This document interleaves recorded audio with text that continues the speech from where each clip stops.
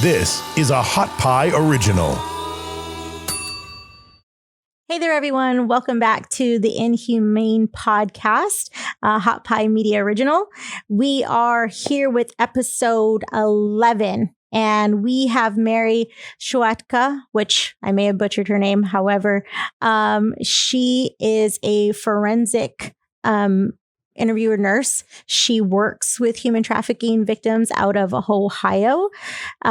Mary just has such a wealth of knowledge, and she works with victims during actual human trafficking stings, right? So law enforcement goes into an operation to take these traffickers down, and she talks to the victims right then and there. She's done it when she worked in hospitals and ORs and things of that nature. So she's been in this game for a long time. She has just this immense, powerful, intense passion to stop human trafficking. Her and I have chatted and are collaborating on so many different things to not only stop the demand, but also to help these victims to prevent it and to get the community, as you know, to help us in this fight, because we can't do it without you. We fail every single time. So we need you, the community. And so you're going to be so excited to hear from her. She has some great stories, one-on-one with victims, as well as one-on-one with actual traffickers as well. I love her boldness. She's just like a gangster at heart, and I don't take that lightly. And we need some more gangsters in here because they're bold, right? And they're not gonna walk away from this fight.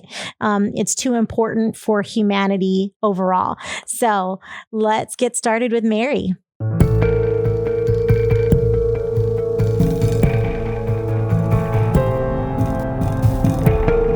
So, Mary, just want to thank you again for coming on the Inhumane podcast. We're so excited to have you with all the thorough knowledge that you have and the work. I can't thank you enough. I thank you enough in person, but publicly, thank you so much for the work that you do. And as you and I have talked many times, the whole purpose is to get more people to join our fight and to really raise an army to eradicate human trafficking, not only just here in the United States, here in Texas, where I live, in Ohio, where you live, but across our borders, as well as, internationally, because we know the need is there.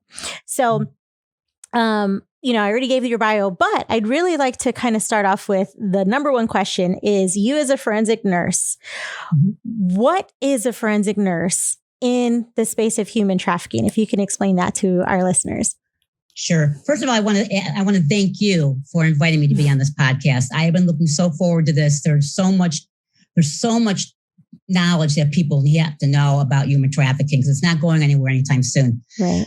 So forensic nursing, it's also called a sexual assault nurse examiner. And a forensic nursing with human trafficking, labor trafficking, or sex trafficking typically works in an emergency department.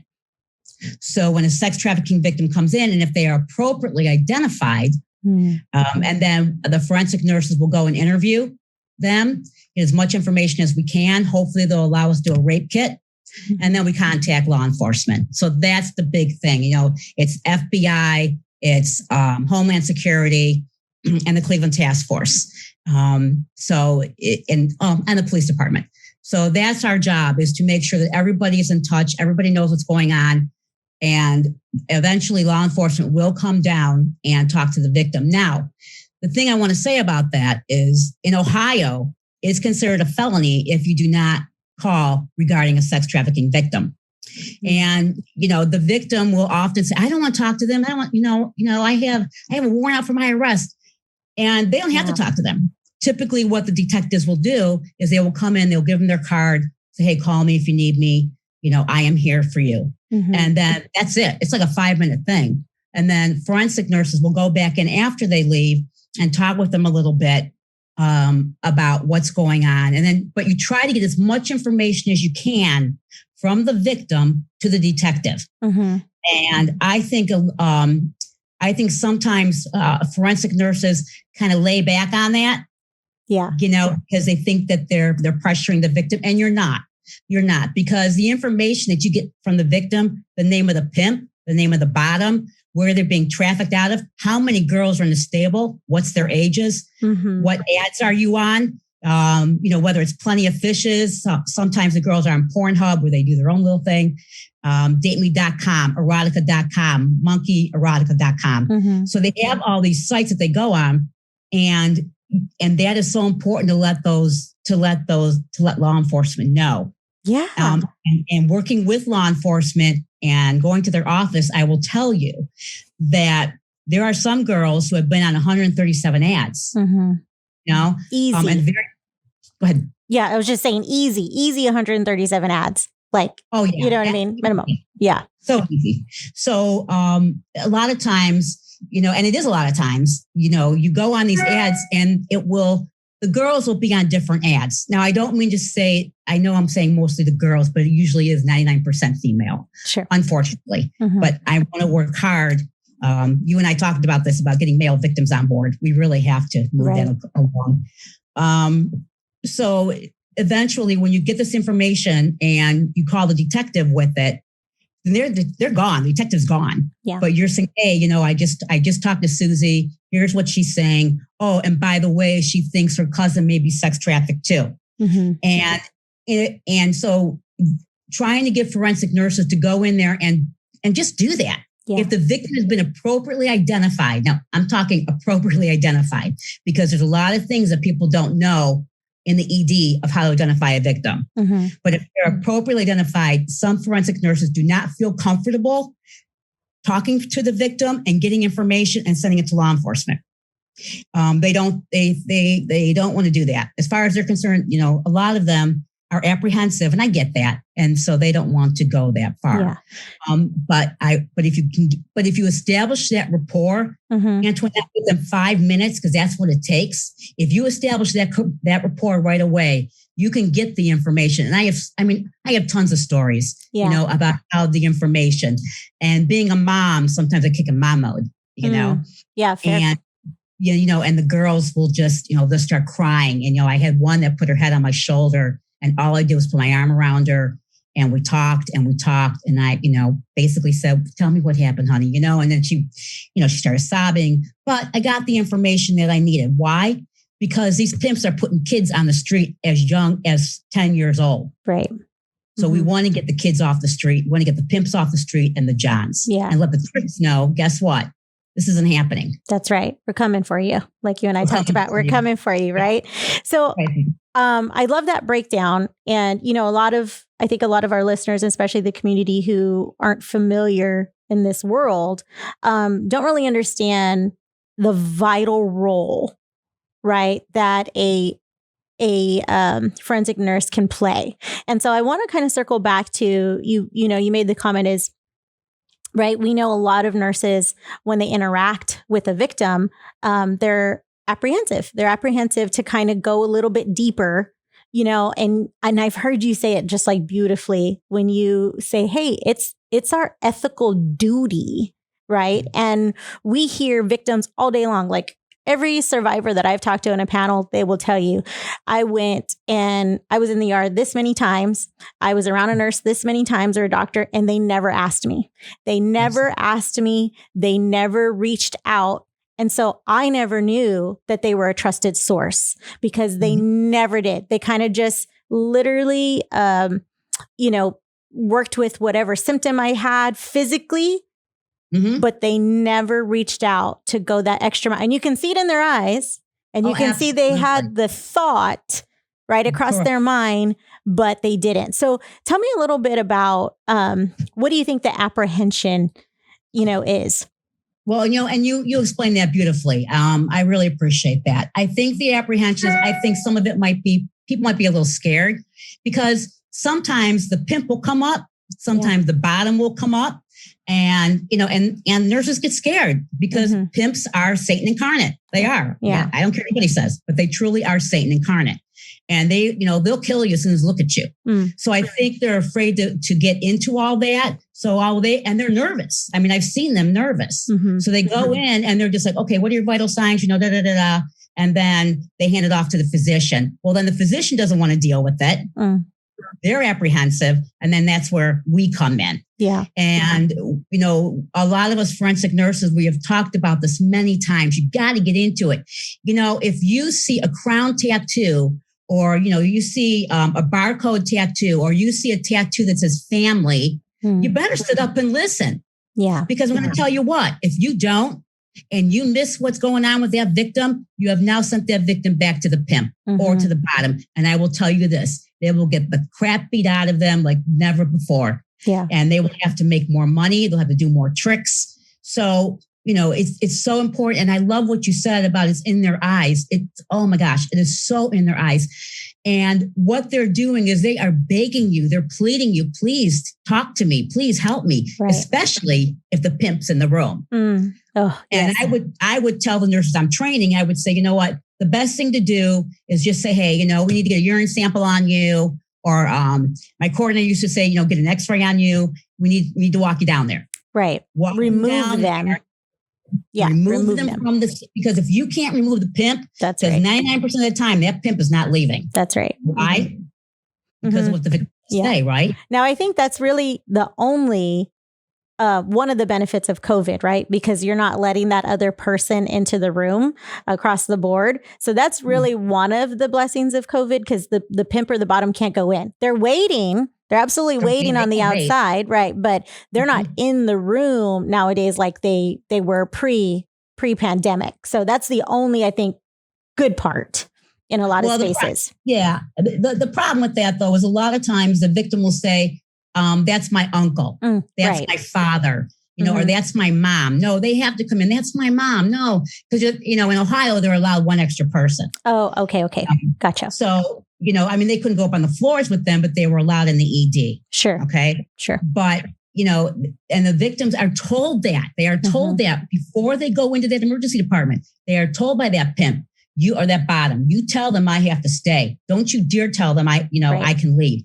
Don't you dare. Yeah. Because you know what's going to happen to you. The threats. I think that's what the community doesn't understand is the threats start from day one and they never end until they are completely removed. So when and this is a totally other episode, but when we have that conversation of or the community's thought process of, well, why don't they leave? Of course, if they're threatened, why don't they leave? I'm like, well, when you're threatened, you don't leave. You know what I mean? The fear is there. And here they are they're in a crowded space, in an ER, for example, crowded space. And yet they still can't get away from that pimp because of the actual fear. Absolutely. And unless we do our part as a community, and, when it comes to forensic nurses, right, or just in the medical profession, I really relate that to when I was a teacher in the public school.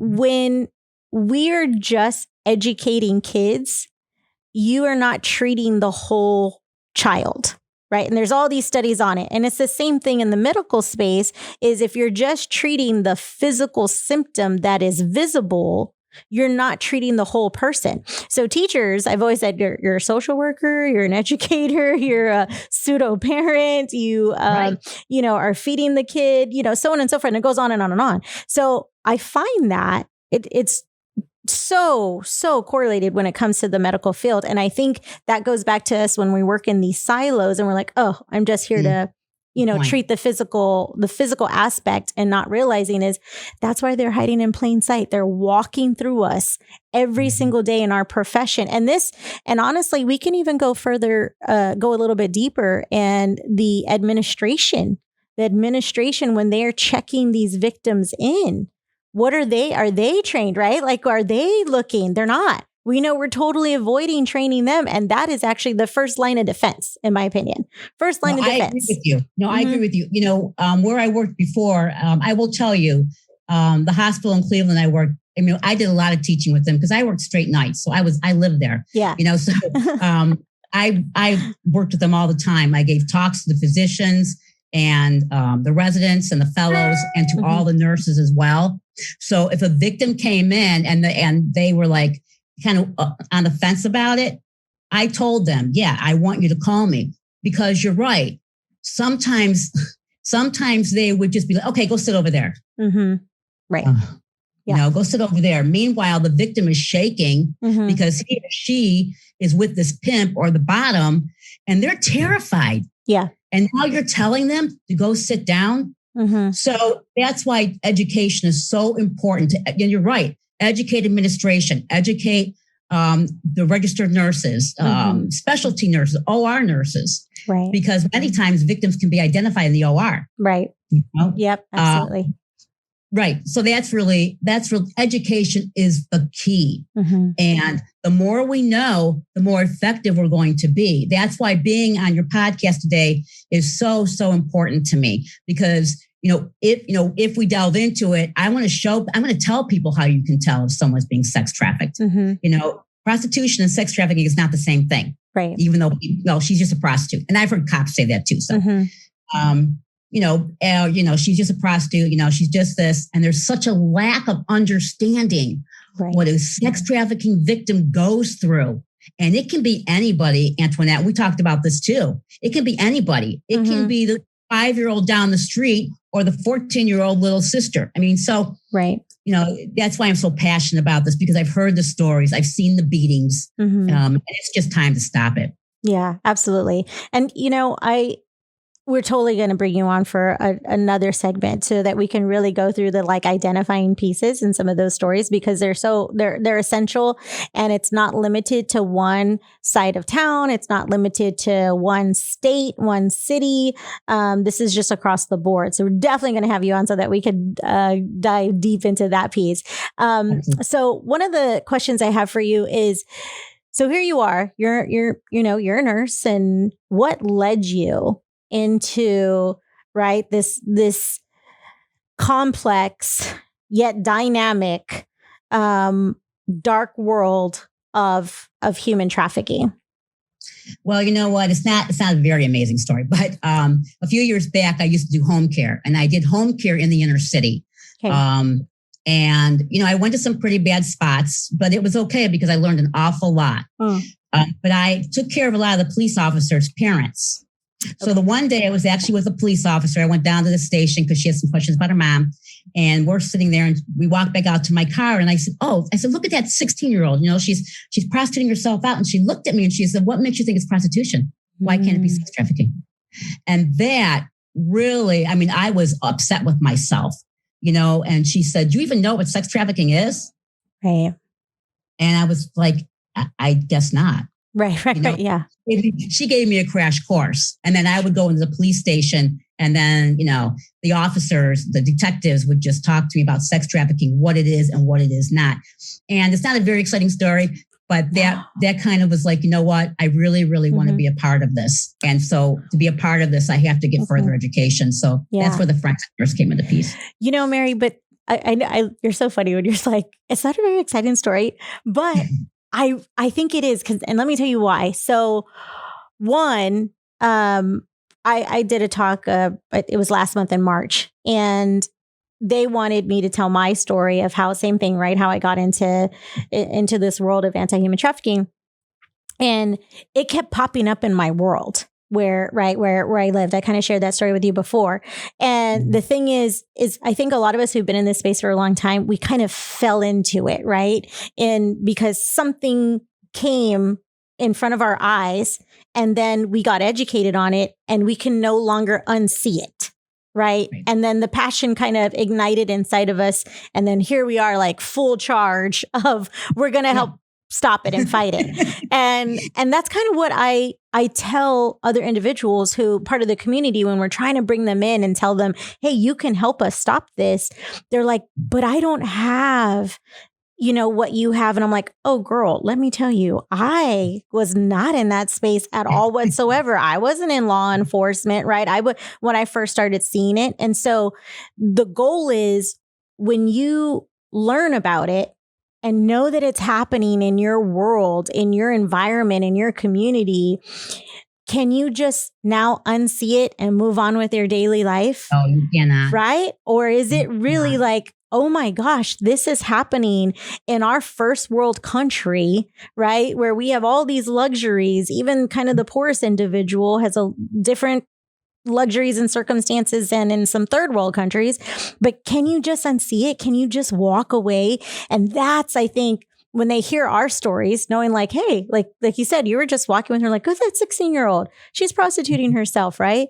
And it's like, whoa. Actually, why can't it be sex trafficking? Well, what the heck is sex trafficking? Right? Like, it's just, it's mind blowing how we all kind of came across this. And it's the same for other people. You're sitting in another talk I did, it was at a church. It's like, you're sitting in a church, didn't know that this conversation was going to come up. Now, what do you do about it? And I think that's how we continue to raise this army is educating them.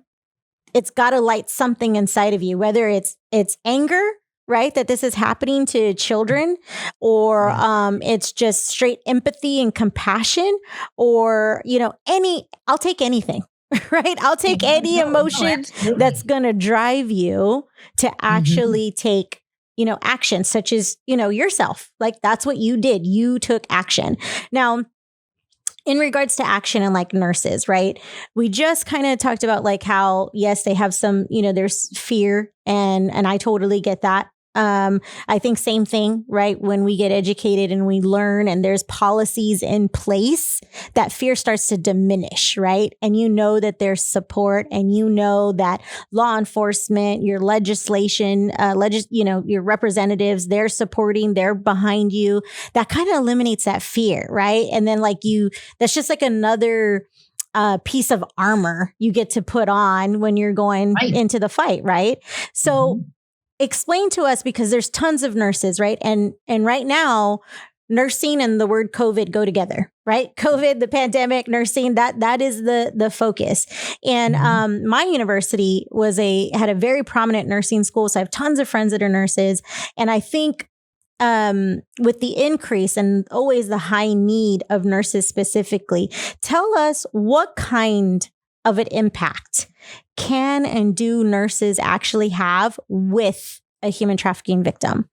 You know what? There's several. But first of all, I want to say about the nurses in COVID, the nurses that worked in the ED, frontline personnel, paramedics, you guys are totally amazing. You have saved so many lives, and you're so good at your job.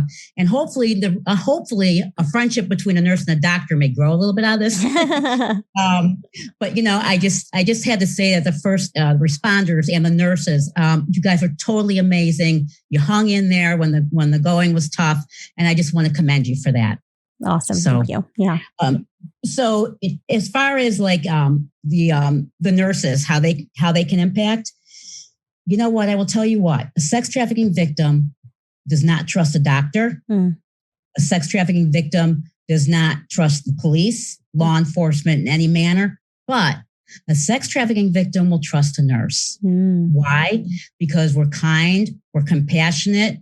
We want to find out what's going on, because we leave the room and also you're sobbing, or, we're watching you with that, your behavioral, your body language with that pimp or that bottom, and nurses are very detail oriented. We make sure that we are looking at the whole picture. Yeah. And when a nurse goes in and, she shuts the curtain and she pulls up a chair and says, "How are you? What's going on?" Yes. Yes. So, and that's important. I used to teach my nurses, do not ever stand over a victim. If I come in and I see you standing over a victim, right, I'm going to have you leave the room, because, because you know what? That looks like you're better than them. Now, I know it's not like that. Some nurses are really, really busy and they're like, okay, what's going on? But you have to pull up a chair, and you can hopefully tell a friend, I'm going to be in here for a few minutes. Do you mind looking after bed 7 for me? And tell the physician, I'm going to be in here for a few minutes. Just let me talk to her or him. And when you do that, you have now established that rapport. Because what people don't know about these victims, and maybe they do, is that they are scared as all get out, and they're scarred and they're angry, and they can check you out within 5 minutes. They know if you will know if they're playing you. That's right. Or, if they'll know if you're lying. They will know if you actually care. Nurses, any nurse can really impact a victim. When I was at the hospital, there were several nurses. I was really, really busy one night. I think I had a couple of sexual assaults or domestic violence, and a human trafficking victim came in. Well, the nurse came up and said, "Hey, Mary, we got this victim." And I said, "Oh, I'm so sorry." I said, "Give me 1 minute." She goes, "Okay." So she went in, she spoke with the victim. She came back out and she said, "Okay, here's what she said." Mm-hmm. This nurse was not a forensic nurse. She was an emergency room nurse. Okay. But my point to that is that she took the time to sit down and say, "What is going on? What's the matter? I noticed this." And the victim may very well say a few of very colorful words to the nurse. But I want people to understand when they do that, the reason they do this is because they're afraid. Yeah. They're not trying to be nasty. Mm-hmm. They are afraid. And you need to get over that. You need to get over yourself and spend the time. But nurses can have such an impact and getting stories and understanding and just getting them where they need to be for that night. Because how wonderful is it, Antoinette, if that victim can sleep all night long? She doesn't have to worry where the next punch is coming. She doesn't have to worry where the next trick is coming or the next John. She can get something to eat. If she's jonesing, we can give her some Ativan. Right. So how wonderful is that for that victim just to say to her, "You're safe. No one is getting, and nurses can do that. We have the power to do that. Mm-hmm. We have the power to go up to a physician and say, "Look, she's staying in bed 8 right now. Here's what's going on. And I'm going to have her stay here. She wants to take a shower, whatever. No, she doesn't want a rape kit. Just leave her alone. Leave her alone till morning." And the victims love that. They're just like, "Oh my God, I actually slept. I can't tell you since when I slept last." So yeah, absolutely. Yeah. No, that's such the key phrase and to the public out there, to our listeners, I can't tell you how many survivors that I've listened to. And they constantly use that question is, "No one asked me, how are you?" That's right. That is such one of the most simple. I mean, we ask our friends, right? We ask her, "Oh, how's it going? How are you?" Right? We ask people that we haven't seen in a long time or a stranger, but that is such a powerful question for a victim. And how does it not build rapport? It totally does. And like you said, some of them, you're absolutely right. They're sizing you up in an instant, and they want to know if you're BSing, and they want to know if you really are, because everyone has let them down, right? Everyone is taking something from them. So are you going to take another thing from them, whether it's power by standing over them, because that's a power stance, right? And not realizing it, right? But that's a power stance. Or are you taking their power away? Are you, taking their story away? We can't even imagine, right? The story part of it. We've exploited that as well in a lot of capacities. So they're constantly looking to see if you're real and if you're actually going to help them, and if you're actually going to do what you say you're going to do. So even something as simple as "Hey, if you want to take a shower, we could get you a shower." That's simple. And if that doesn't happen, they're done. Right? No, exactly. So, if a victim says, "I really want to take a shower. I haven't had a shower all week." But they're scared. The response is, the appropriate response is, "You know what? I'm going to stand outside. If I can't, I'm going to get our nursing assistant, Susie, and she's going to stand right here with you." Law enforcement, our police department knows you're here. You are safe. We're going to stand right here with you. You want to get dressed, we'll be right here by your side. They have to feel like no one can get to them. Right. And at the hospital, I used to make sure that the victim's name got off the board. So literally, if anybody walked through, they couldn't see that victim's name. And the victim's name did not come up on the computer. So literally, the secretary would say, "No, they're not here." And so you are protecting them. And that's the biggest thing. You must protect those victims because they got their phone. Guess who's texting them? That's right. Guess who's trying to call them? Guess who's telling them, "You better get out of there. You better get out of there." So, having a nurse go to the bedside and just say, "How are you? What's going on?" And I guarantee you, 9 out of 10 times when you say, "How are you?" they just start crying. They look down. They're embarrassed. They're ashamed. They're blaming themselves for being a sex trafficking victim, which, Right. Okay. And they'll look down, and sometimes they'll write things on a piece of paper for you. Sometimes they'll cry. I've had them where they went to the corner of the room, stuck their thumb in their mouth and rocked back and forth because the trauma is so great since the time they were 4 years old, Right. and now they're 16. So, it's just that they can have the impact. But there is, I know I'm beating a dead horse, but there is so much education that needs to be put out there.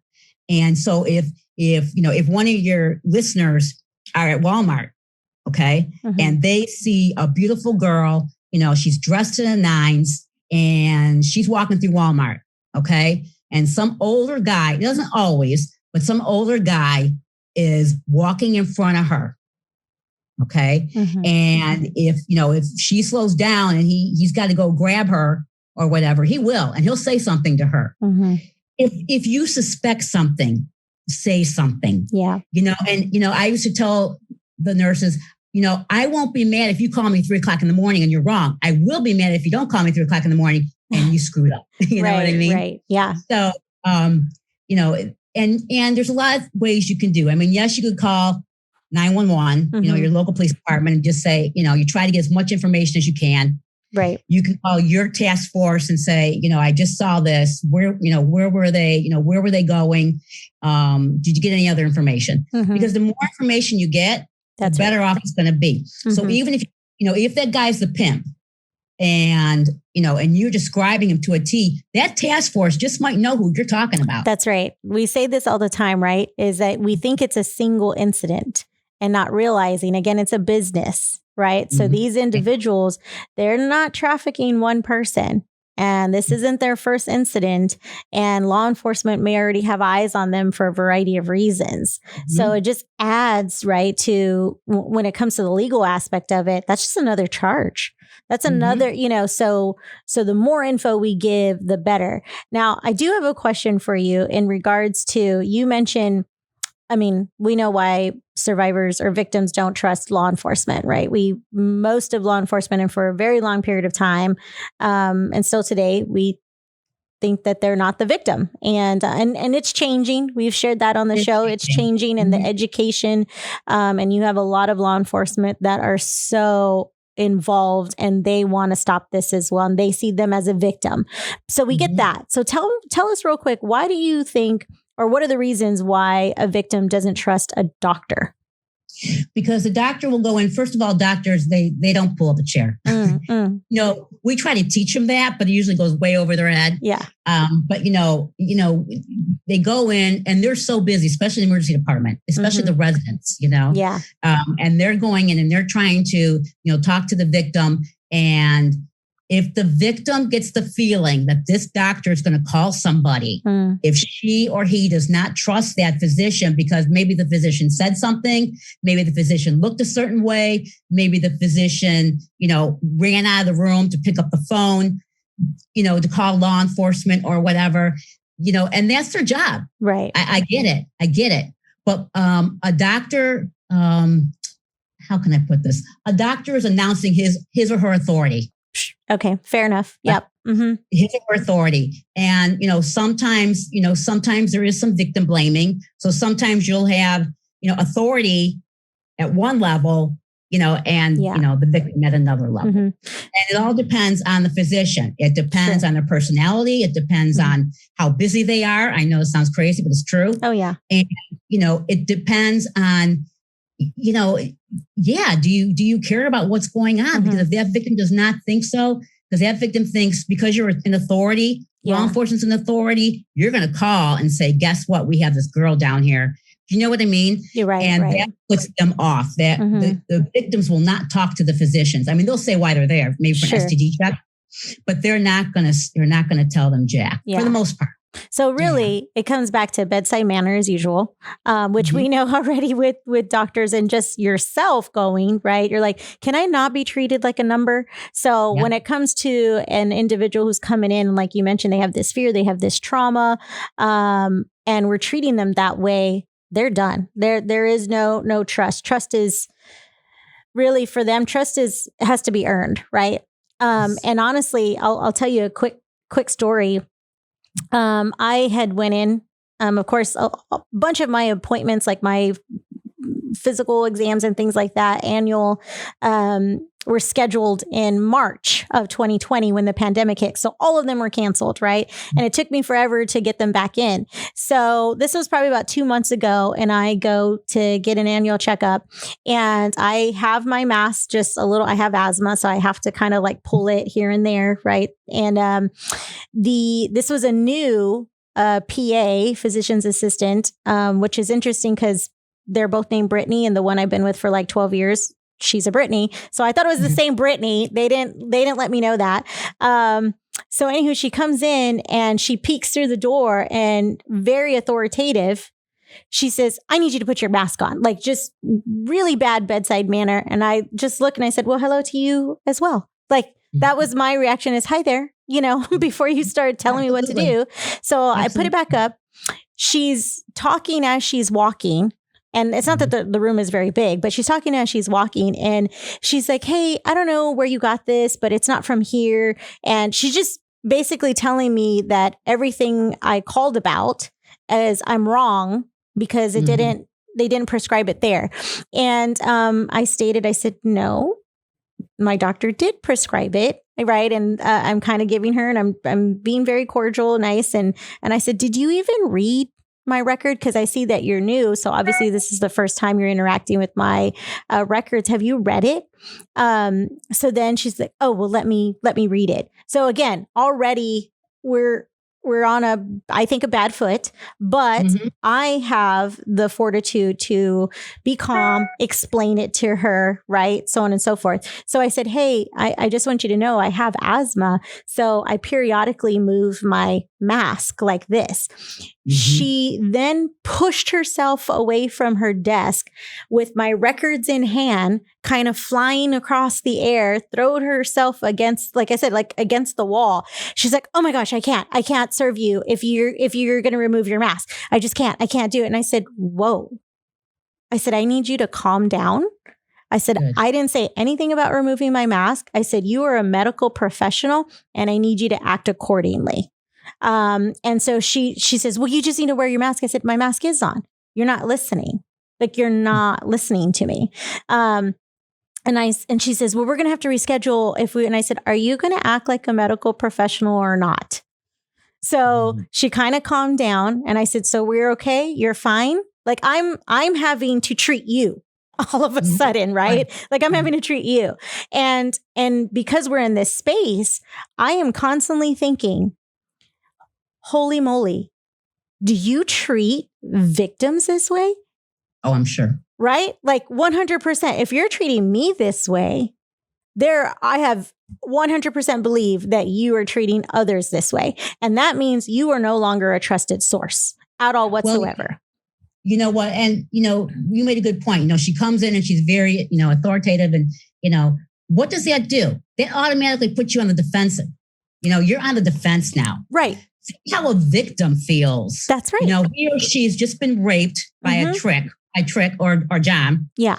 They've just been raped, brutally raped. Yeah. A rape is brutal anyway, but then, it can go a step farther. But, so they've been brutally raped.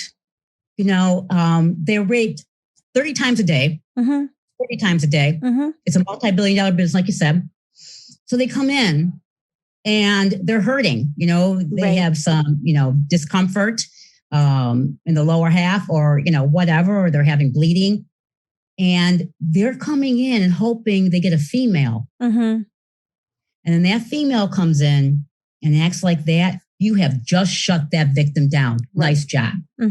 Yeah, absolutely. If they can shut down someone, like us, I mean, and clearly they didn't, but I mean, generally talking, right. If they can do that, and how we feel, we feel like, okay, did I do something wrong or whatever? Think how a victim must feel. That's exactly it.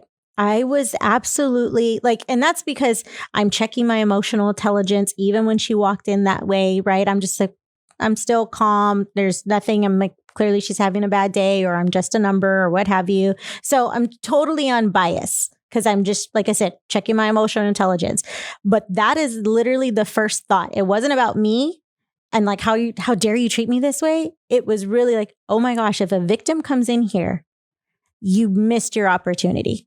Mm-hmm. And how many have come through? Because it was a female doctor, and for female parts and all that good stuff. Yeah. So, but that was exactly, I'm like, if she came in here, you didn't do your duty. And that's how I say it. And granted, I'm not a nurse. I have not taken that oath or anything along those lines, but I just feel like that's why we're here, right? Is to help people. And your bedside manner makes a huge, huge difference.